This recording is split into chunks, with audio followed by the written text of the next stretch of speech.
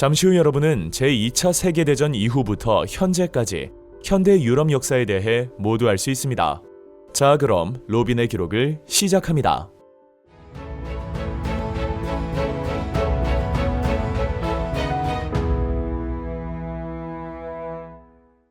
제2차 세계대전이 끝나자 미국과 소련은 본격적으로 대립하기 시작하였습니다. 경제 불황의 여파로 동유럽 각국에 공산주의 정부가 들어서고 그리스와 터키 등지에서도 공산주의 세력이 점차 확대되자 미국은 트루먼 독트린을 발표하여 공산주의의 팽창을 막고자 하였습니다. 최근 일부 국가가 국민이 원치 않는데도 불구하고 전체주의 체제를 수립하였습니다. 나는 미국의 정책이 무력으로 국민을 굴복시키려는 권력자들과 외세 압력에 저항하는 자유민을 지원하는 방향으로 수립되어야 한다고 믿고 있습니다.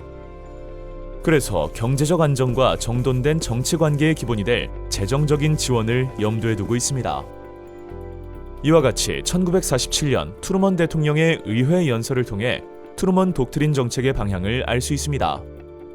또한 미국은 전쟁으로 피폐해진 서유럽 각국의 경제를 재건하기 위해 경제 원조를 제공하였고 이로써 유럽 경제의 부흥과 공산주의 세력 확대 방지를 꾀한 마셜 계획을 발표하였습니다. 이뿐만 아니라 서유럽 각국과 집단 방위 체제를 구축하기 위해 북대서양 조약기구를 결성하였습니다. 이에 맞서 소련은 유럽 각국 공산당의 정보 교환을 위한 코민 포럼을 조직하였고 동유럽 국가의 경제 원조를 위해 코메콘을 결성하였습니다. 이로써 세계 2차 대전 이후의 세계는 미국 중심의 자유민주주의 진영과 소련 중심의 공산주의 진영이 대립하는 냉전 체제가 성립되었습니다. 양 진영의 본격적인 대립은 1948년 소련이 취한 베를린 봉쇄에서부터 시작되었습니다. 독일에서는 미국, 영국, 프랑스가 서베를린 지역을 통합하자 동베를린을 점령하고 있던 소련은 서베를린으로 통하는 길을 봉쇄하여 물자 공급 등을 차단하였습니다. 이듬해 독일의 베를린 봉쇄는 해제되었지만 독일은 자유민주주의를 표방한 서독과 공산주의를 표방한 동독으로 분단되었습니다. 이후 1961년에는 베를린을 동서로 나누는 베를린 장벽이 설치되었습니다. 냉전의 대결 구도는 세계 곳곳에서 전쟁으로 이어졌습니다. 한반도에서는 1950년 북한의 남침으로 6.25 전쟁이 시작되었습니다. 6.25 전쟁은 자유민주주의 진영과 공산주의 진영이 본격적으로 충돌하는 계기가 되었고 미국을 비롯한 유엔군과 중국군이 개입하면서 국제전으로 확대되었습니다. 베트남은 프랑스로부터 독립하였지만 1954년 제네바 협정 이후 공산당이 지배하는 북베트남과 미국의 지원을 받는 남베트남으로 분단되어 대립하였습니다. 이후 베트남 전쟁이 발발하자 미국은 공산주의 확대를 막는다는 명분으로 참전하였습니다. 하지만 전쟁이 장기화되자 미국은 재정 부담과 국제적 반전 여론으로 인해 베트남에서 철수하였고 결국 베트남 전쟁은 1975년 북베트남의 승리로 끝이 났습니다. 미국과 소련의 대립은 양 진영의 군사적 동맹 체제 형성으로 이어졌습니다. 소련과 동유럽 국가들은 1955년 바르샤바 조약기구를 결성하여 북대서양 조약기구에 대항하였습니다. 미국과 소련은 군사적 우위를 확보하기 위해 군비를 확장하고 핵무기 미사일 경쟁을 치열하게 벌였습니다. 1957년 소련은 인공위성 스푸트니크 발사에 성공하며 대륙간 탄도미사일을 실용화하였고 미국은 수소폭탄 등 대량 학살 무기를 개발하였습니다. 미국과 소련의 경쟁은 여기서 그치지 않았습니다. 미국이 터키와 중동 지역에 소련을 향한 핵무기를 배치하자 소련은 쿠바에 미사일 기지를 건설하려 하였습니다. 이에 미국은 1962년 쿠바 해상을 봉쇄하고 소련에 즉각적인 철수를 요구하였습니다. 그러자 소련은 미국이 쿠바를 침공하지 않는다면 미사일을 철거하겠다는 뜻을 밝혔고 미국이 이를 수락하면서 쿠바 미사일 위기는 일단락되었습니다. 이 사건을 계기로 1963년 미국과 소련 간의 한 라인이 개설되었고 핵전쟁 회피라는 공통의 과제 하에 부분적 핵실험 금지 조약이 체결되었습니다.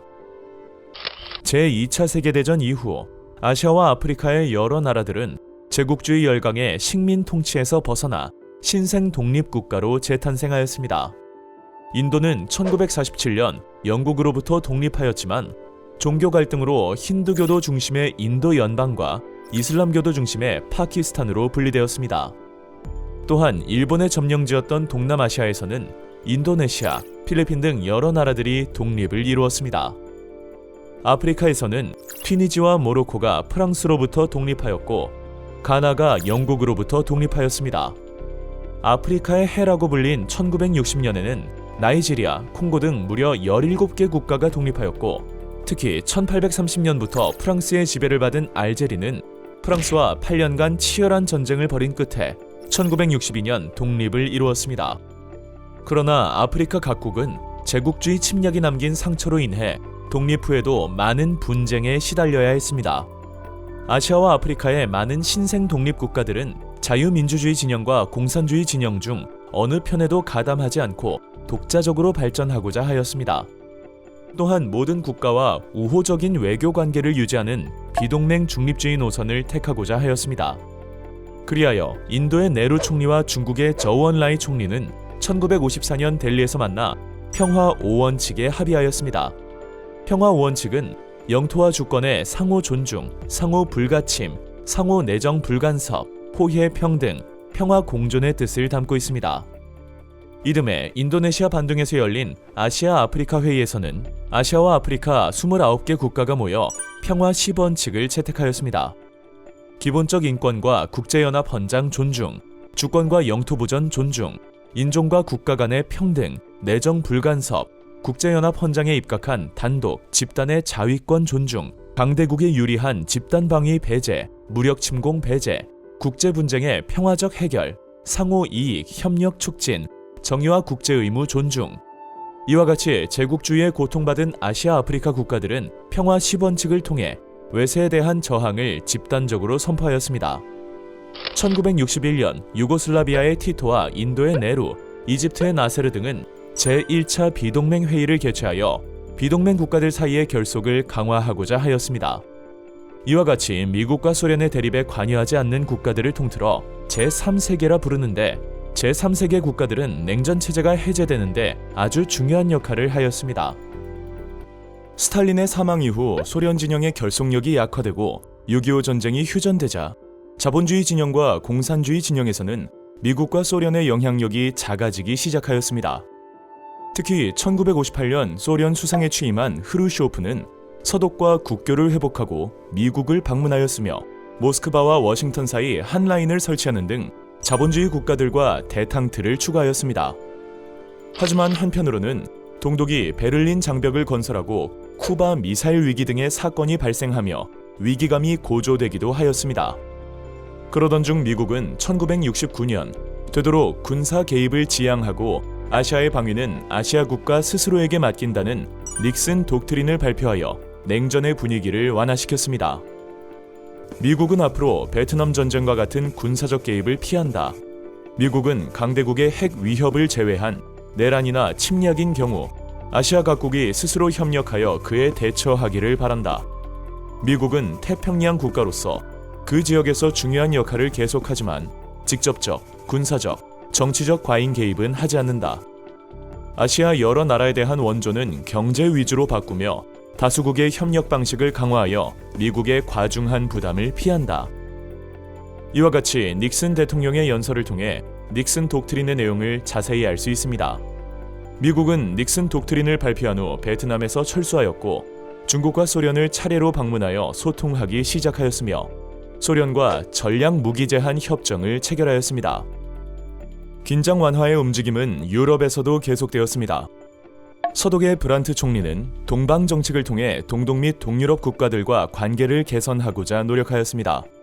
이후 동서독 기본조약이 체결되며 동독과 교류하였고 이와 같이 화해와 평화를 지향하는 분위기가 조성되어 냉전 체제는 점차 완화되었습니다. 한편 체코슬로바키아와 헝가리 국민들은 소련에 반대하는 대규모 시위를 일으켰고 이는 동유럽에 대한 소련의 지배 약화로 이어졌습니다. 소련은 후르쇼프 이후 시작된 레오니트 브레즈네프 독재 시기에 미국을 비롯한 서방 국가와 과도한 군비 경쟁을 벌였습니다. 그 결과 소련은 생필품이 부족해지는 등 길고 긴 경제 침체기를 맞아야 했습니다.